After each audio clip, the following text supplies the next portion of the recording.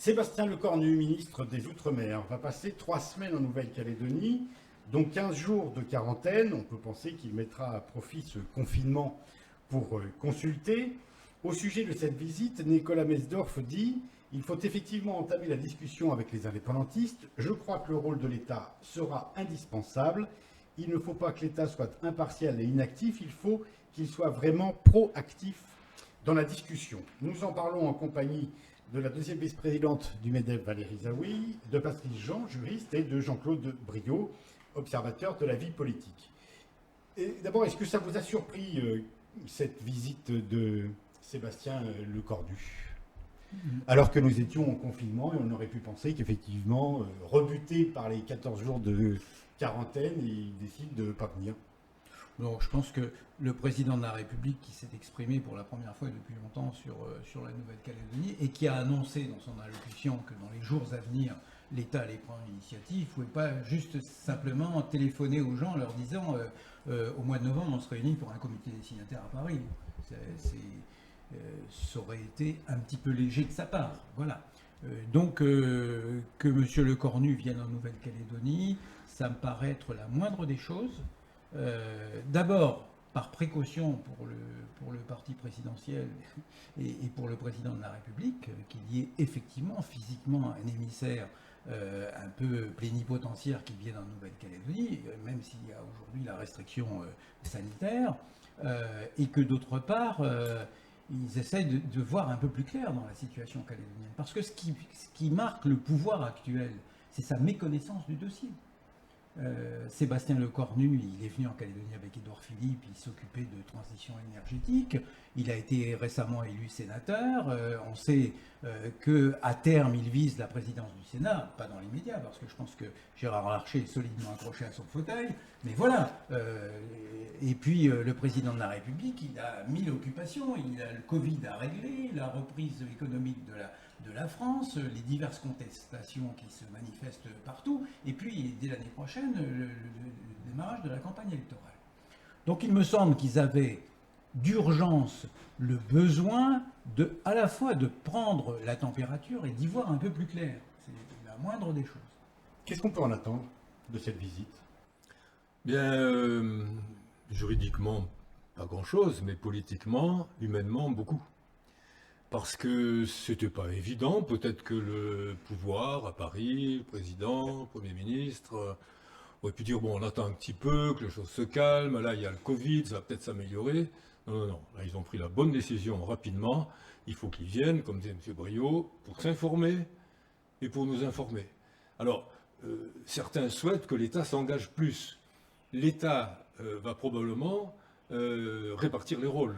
L'État, président, Premier ministre vont probablement faire en sorte de rester le plus à équidistance possible, comme on disait sous Hollande, si je peux dire, mais il est possible, et moi je dirais même plausible, sinon probable, que au sein du gouvernement, du ministère de l'Outre-mer, il y a un peu plus de réponses, notamment sur ce qui se passerait en cas d'indépendance. Là, pour le moment, on a vu dans le communiqué, qui était presque le même, vous savez, communiqué du gouvernement, bon, il était quand même marqué que ça serait pendant une durée limitée et que ça passerait... On parlait du document qui a été envoyé à tous les électeurs, le document de l'État qui a été envoyé à tous les électeurs avant le référendum. Tout à fait, et qu'en cas d'indépendance, on passerait dans un système de coopération qui serait plus sous-entendu à hauteur du précédent.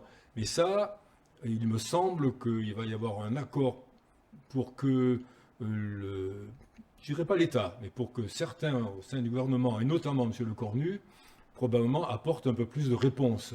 Ce qui probablement rétablira un peu la confiance de loyalistes, mais en même temps, il donnera aussi des réponses aux indépendantistes.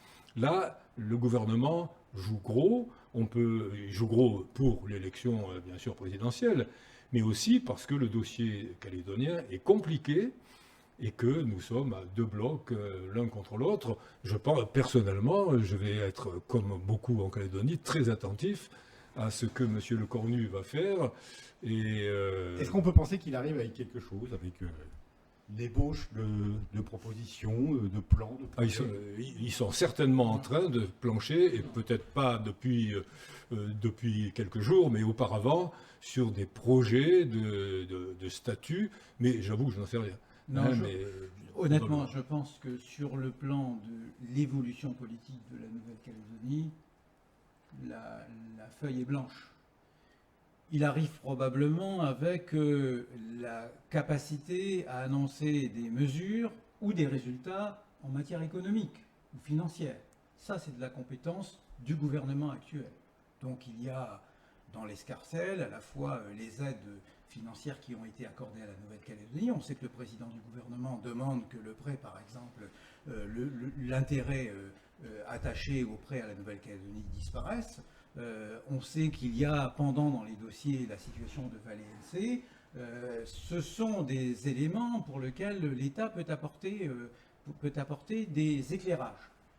En revanche, la première mission de M. Le Cornu, me semble-t-il, face à l'attitude des indépendantistes qui disent nous voulons un troisième référendum et nous ne sommes disposés à dialoguer que dans la préparation de cette indépendance, je pense que M. Le Cornu, sa première mission sera d'établir les conditions d'un dialogue ouvert entre les Calédoniens. C'est vraiment la première mission avant de dérouler des statuts ou je ne sais quoi. Rien ne peut se faire s'il n'y a pas un accord entre les parties en Nouvelle-Calédonie. Et s'il n'y a pas d'accord, c'est la situation de tous les dangers, à la fois pour les Calédoniens et pour la France. Donc la première mission de M. Le Cornu, c'est de rétablir les conditions d'un dialogue. Alors, il prend un y a eu- risque, là il prend un gros risque. quand bah, même. il a, en tous les cas, on peut se référer à ce qui s'est passé il y a 30 ans quand même.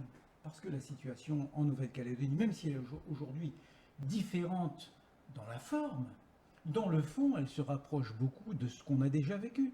On était dans une impasse après le drame sanglant de la grotte d'Ouvéa. Il n'y avait pas de solution possible. Et puis, il y a eu cette fameuse mission du dialogue qui est arrivée. Et puis, un Premier ministre qui ne connaissait pas forcément grand-chose à la Nouvelle-Calédonie, mais qui a été capable d'innover, de secouer les règles juridiques pour imaginer une solution innovante pour trouver une porte de sortie à la Nouvelle-Calédonie. Aujourd'hui, on est à peu près dans une situation analogue. Sur le plan des compétences, donc les compétences de l'État, on a un président de la République, son staff et puis un ministre de l'Outre-mer qui ne sont pas très au fait de la situation en Nouvelle-Calédonie. Mais ils ont probablement cette capacité à ne pas être figés par des schémas anciens et à pouvoir innover, inventer une solution pour la Nouvelle-Calédonie. Ça, c'est à la fois un atout.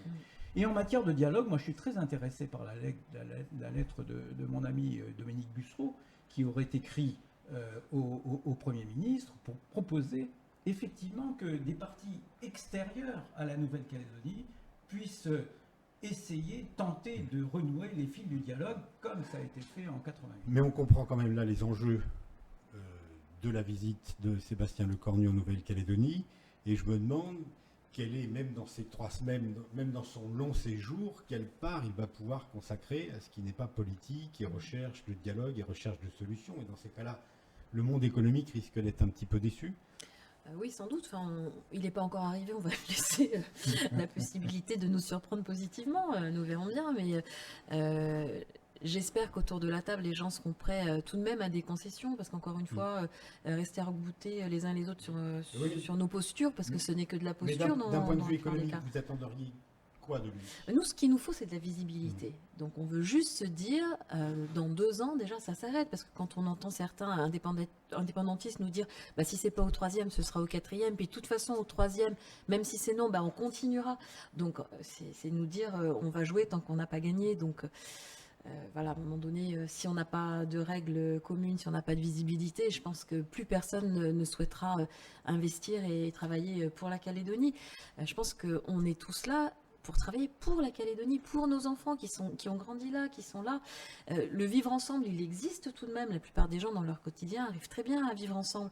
C'est quand même effrayant de voir ces politiques arc-bouter sur leur position, et peut-être qu'il y a, peut-être d'un côté plus que de l'autre, à rajeunir la classe politique. Est-ce que vraiment ils sont encore en phase avec leur électorat? Est-ce que les jeunes électeurs sont aussi figés sur leur position que leurs aînés? Je n'en suis pas si sûre. Donc il y a peut-être aussi des choses à envisager dans...